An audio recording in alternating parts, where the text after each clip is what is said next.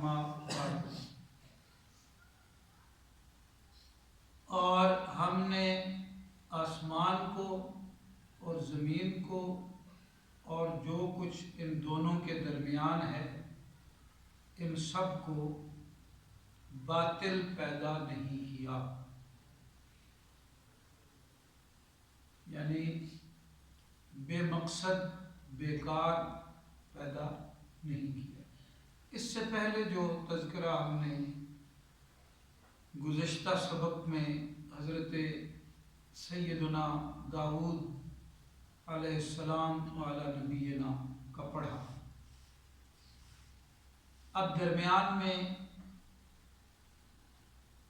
یہ 3 آیات آ گئی ہیں جن کا مضمون اس واقعے سے ہٹا ہوا معلوم ہوتا ہے، اور پھر اس کے بعد چوتھی آیت میں حضرت داؤد علیہ السلام کا ہی تذکرہ اللہ رب العالمین نے فرما دیا۔ اب ظاہراً ایسا لگ رہا ہے کہ داؤد علیہ السلام کی بات ہے، بیچ میں یہ آیات ہیں، ان کا مضمون اس تذکرے سے ہٹ کے معلوم ہوتا ہے، لیکن ایسا نہیں ہے۔ ان آیات میں جو عقیدہ سکھایا جا رہا ہے اور جو فکر دلائی جا رہی ہے، گویا کہ یہ سمجھا دیا گیا کہ یہ داؤد علیہ السلام کا عقیدہ تھا، یہی طریقہ تھا۔ تو یہ الفاظ ہم ملتے جلتے اس مضمون کے پہلے بھی پڑھ چکے ہیں۔ بطور خاص جو بہت عظمت والی آیات ہیں ان کا ذکر کیا جائے، سورہ آل عمران کے آخری رکوع کی، ان فی خلق السماوات والارض واختلاف اللیل والنہار لآیات لأولی الالباب۔ یہ جو آیات ہیں ان کے اختتام پہ کیا ہے؟ ربنا ما خلقت ھذا باطلا، یعنی جو اہل دانش ہیں ان کے لیے آسمانوں کی پیدائش میں، تخلیق میں، اور زمین کی تخلیق میں، اور جن جن تخلیقات الہیہ تک ان کی رسائی ہے، ان سب میں اللہ رب العالمین کی پہچان ہے۔ لیکن اہل عقل کون ہیں؟ آگے گویا کہ ان کی پہچان کرائی گئی ہے۔ یہ اولو الالباب کی ڈیفینیشن آ گئی، الذین یذکرون اللہ قیاما وقعودا وعلی جنوبہم ویتفکرون فی خلق السماوات والارض ربنا ما خلقت ھذا باطلا۔ اس کا معنی کیا ہے؟ یعنی اہل عقل یہ عرض کرتے ہیں، مولا اے ہمارے پروردگار، آپ نے یہ جو سب کچھ پیدا کیا ہے یہ باطل نہیں، سبحانک فقنا عذاب النار، آپ کی ذات پاکیزہ ہے ہر کمزوری سے، ہر عیب سے، سو ہمیں آگ کے یعنی دوزخ کے عذاب سے بچا لیجیے۔ آخرت کی بات دعا میں آئی کہ یہ جو کائنات ہے، یہ جو اللہ پاک کی تخلیقات ہیں، یہ بیکار نہیں ہے، باطل نہیں ہے۔ ان کو باطل کون کہتے ہیں؟ ذالک ظن الذین کفروا، یہ گمان ہے، یہ خیال ہے اہل کفر کا۔ اب وہی جو اہل مکہ کا عقیدہ ہے کہ آخرت کی بات نہ کریں، ہم آخرت کو نہیں مانتے، اور آخرت کی بات جو ہے وہ ایک دیوانے کا خواب ہے، نعوذ باللہ۔ کیسے ہو سکتا ہے؟ اتنے ہزاروں لاکھوں لوگ آئے، مختلف ادوار میں آئے، مختلف جگہوں پہ بسے، موت کی گھاٹ اترے، پھر ایسے گم ہوئے، کوئی ان کا اتا پتہ نہیں ہے، نام و نشان نہیں، ان کے وجود بھی پیوند خاک ہو گئے، ان کی ہڈیاں بھی بوسیدہ ہو کے گل سڑ کے خاک میں خاک ہو گئی۔ ایک دن ایسا ہوگا، ایک آواز لگے گی، آپ فرماتے ہیں ساروں کو اللہ پاک اٹھا لیں گے، یہ بات نہیں مانتے۔ تو پھر کیا ہے؟ بس یہ دنیا ہے، آؤ کھاؤ پیو موج مستی کرو، ختم۔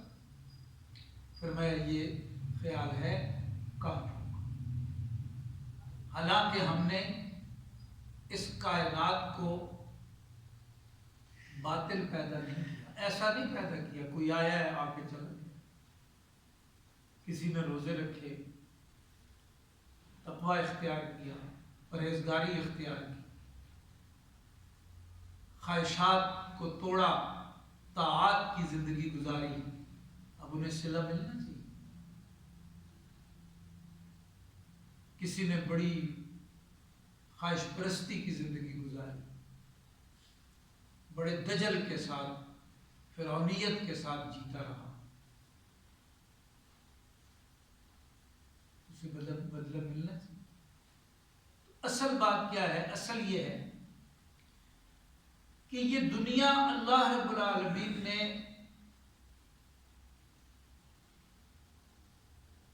امتحان کی جگہ بنائی ہے، دارالامتحان ہے۔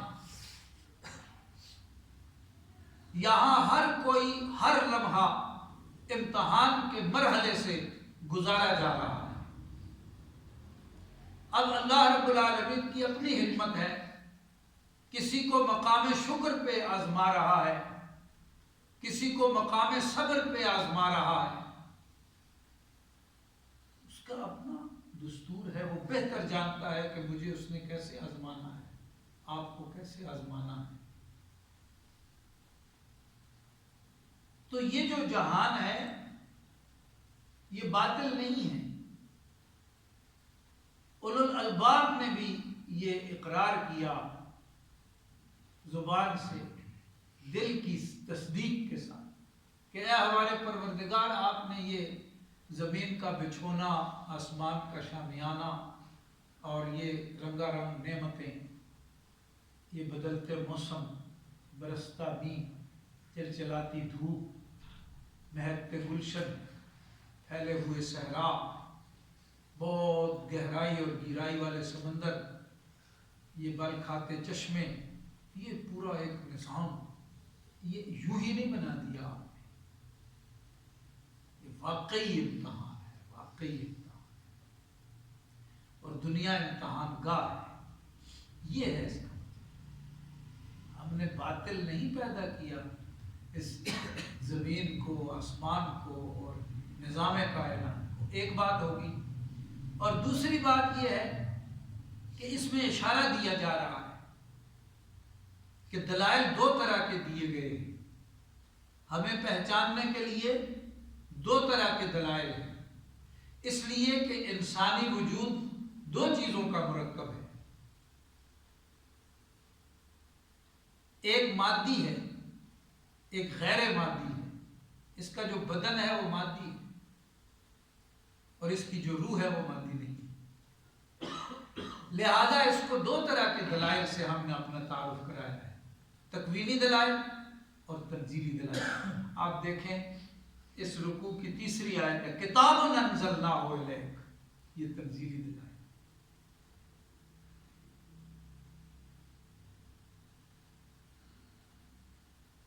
اب جو اس کا بدن ہے وہ قبول کرتا ہے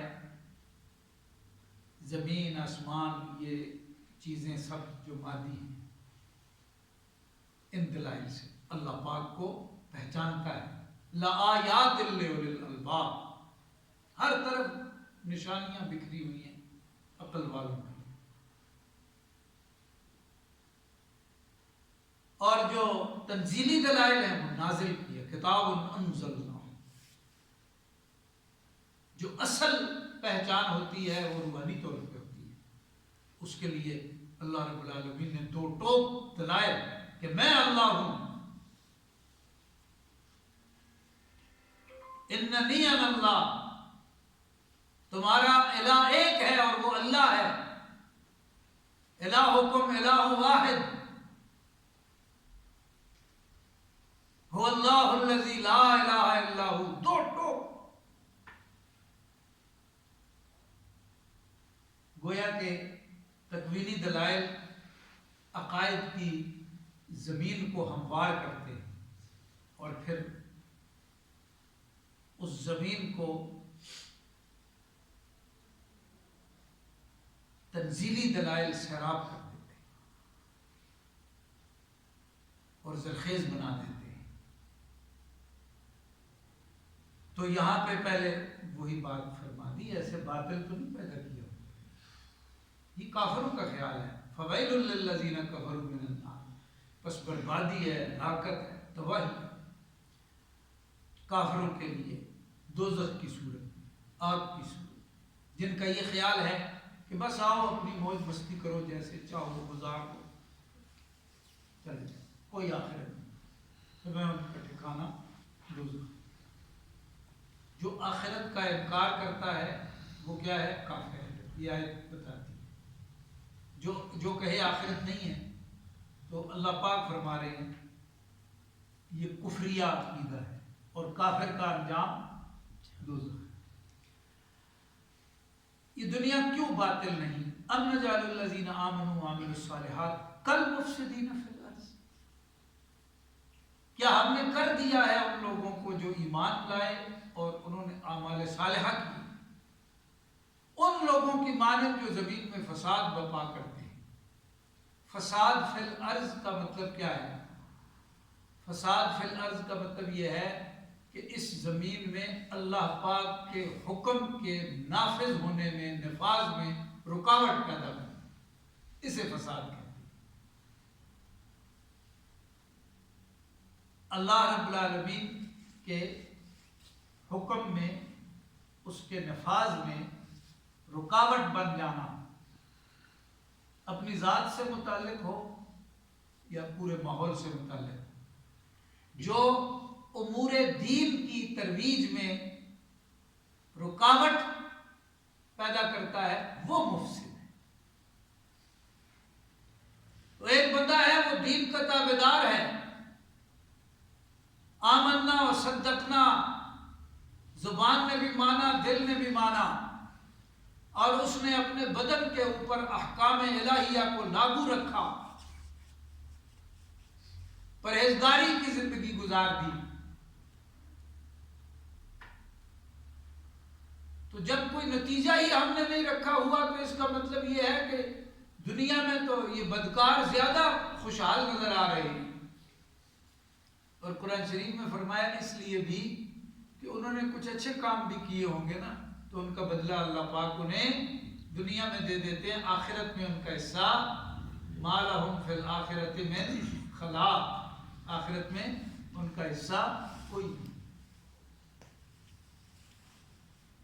تو اگر یہی بات سمجھ لی جائے کہ بس یہ دنیا ہی دنیا ہے،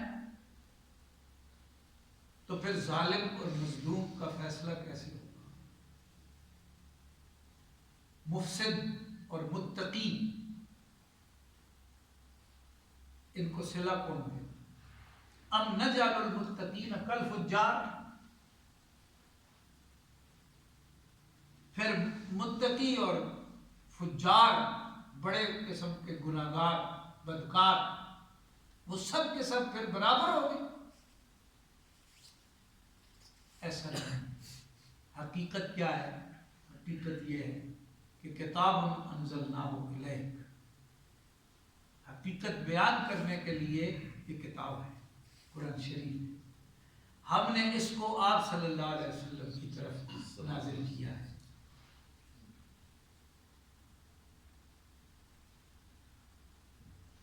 فَإِنَّهُ نَزَّلَهُ عَلَىٰ قَلْبِكَ، بے شک اس کو ہم نے نازل کیا ہے آپ صلی اللہ علیہ وسلم کے دل پر. تو اس کا مطلب یہ ہے انزلناہ الیک. قرآن شریف خود فرماتا ہے کہ حضور علیہ السلام کے قلب مبارک پر اللہ رب العالمین نے یہ کلام مقدس بذریعہ وحی نازل فرمایا. اب یہ جو کتاب ہے یہ بتا رہی ہے آخرت کے دلائل، توحید کے دلائل، نبوت کے دلائل.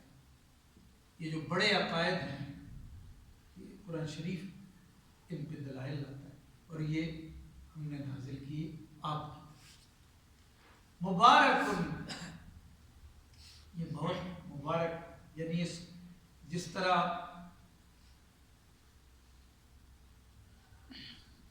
زمین پہ آسمان کی طرف سے بارش برستی ہے اور زمین کو زرخیز بنا دیتی ہے، اس طرح یہ جو نزول قرآن ہے، نزول وحی ہے، اس کا بھی دل پہ برستا ہے تو اس دل کو اللہ رب العالمین کی محبت کے قابل بنا. اس طرح یہ جو میں گزارش پیش کر رہا ہوں یہ مضمون ہم نے آیات کے اندر بھی پڑھ رکھا ہے. بارش کا ذکر کیا اور پھر نزول وحی کا ساتھ ہی ذکر کر دیا. برکت اسی معنی میں آتا ہے، یہ لفظ جو ہے نا اسی معنی میں آتا ہے کہ ایک چیز کے اندر بنیادی صلاحیت رکھ دی گئی ہے لیکن اسے ایک اور چیز سے جوڑا جائے گا، ایک اور چیز اس پہ لائی جائے گی تو وہ نکھر جائے گی. تو انسان کو اللہ پاک نے دل دیا ہے، روح عطا کی ہے، اپنی معرفت کا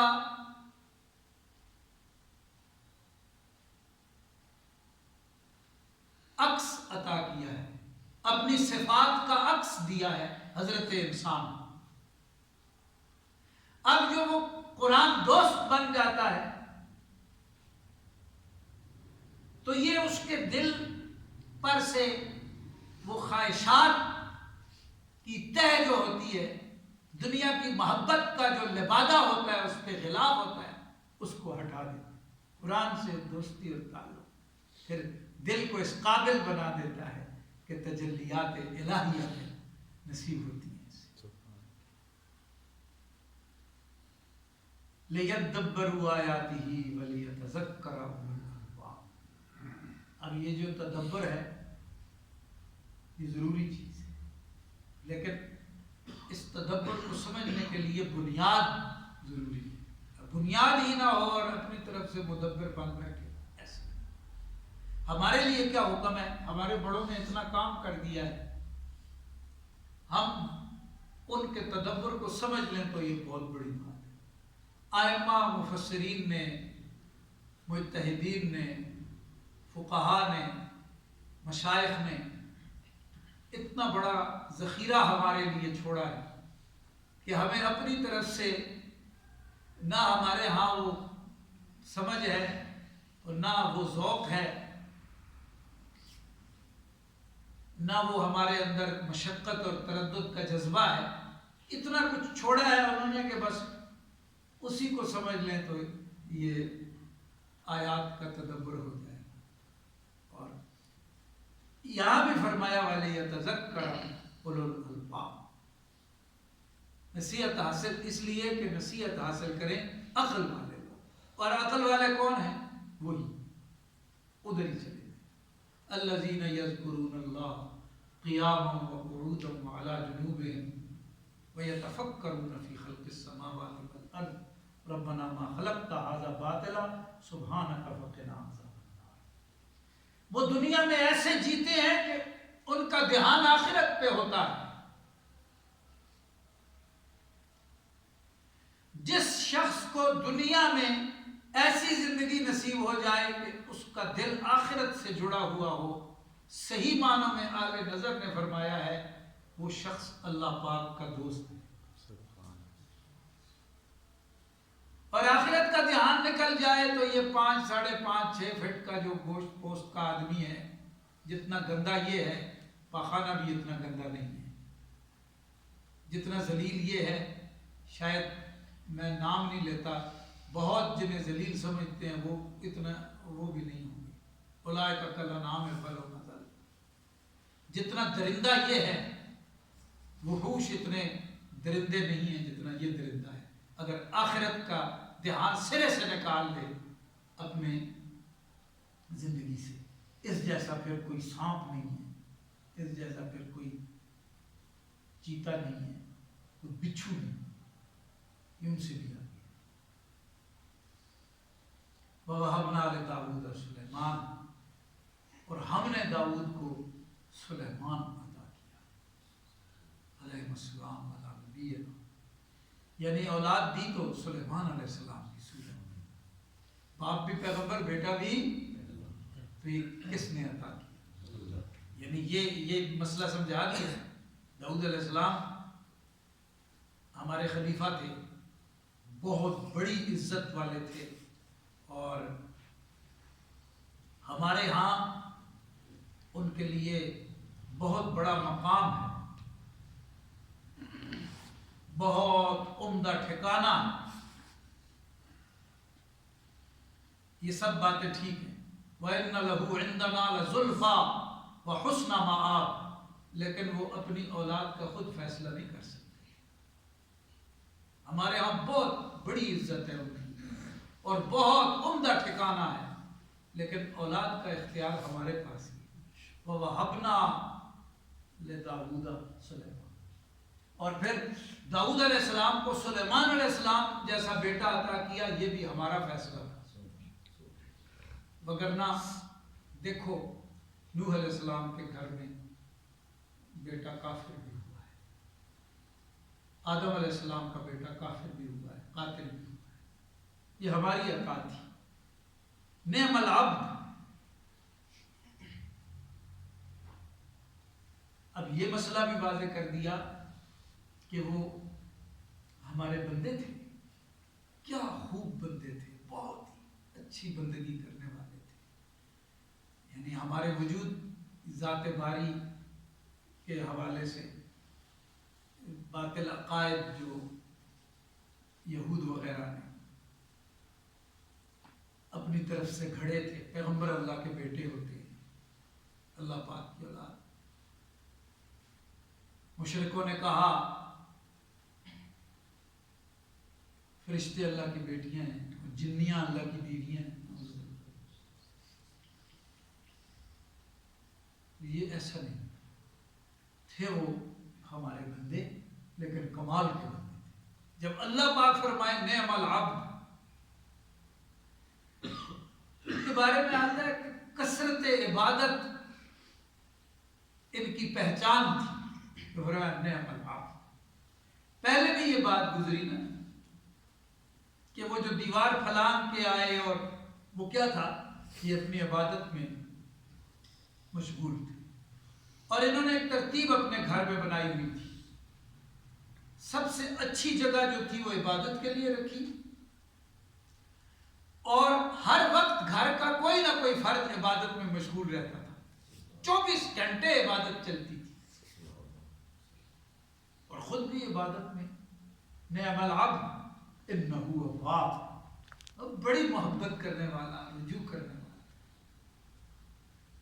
اب یہ داؤد علیہ السلام کے بارے میں بھی ہے، اور یہاں یہ بات جو نعم العبد، یہ سلیمان علیہ السلام کے بارے میں. پہلے داؤد علیہ السلام کے بارے میں فرمایا نا انہ اواب واذکر عبدنا داؤد ذا الایل انہ اواب. اب سلیمان علیہ السلام کا ذکر کر کے فرمایا نعم العبد انہ اواب. اب یہ جو بیچ کی آیات ہے سمجھ لیں کہ یہ بتا دیا گیا ہے. وہ جو کتاب پڑھتے تھے داؤد علیہ السلام، اس کتاب کا سبق دیکھنا چاہتے ہو تو کتاب انزلناہ الیک مبارک، قرآن سے جڑ جاؤ، یہاں سے وہ سب کچھ مل جائے. اگر تم داؤد علیہ السلام اور سلیمان علیہ السلام کی ترتیب چاہتے ہو تو بارگاہ رسالت مآب صلی اللہ علیہ وسلم میں حاضر ہو. وہ سب ان دونوں کا بھی اور سارے پیغمبروں کا سلیقہ طریقہ تمہیں یہاں سے نصیب ہو جائے. اس لیے یہ 3 آیتیں لا کے یہ اشارہ کرنا کہ یہ ایک ہی سلسلہ ہے, ایک ہی ترتیب ہے.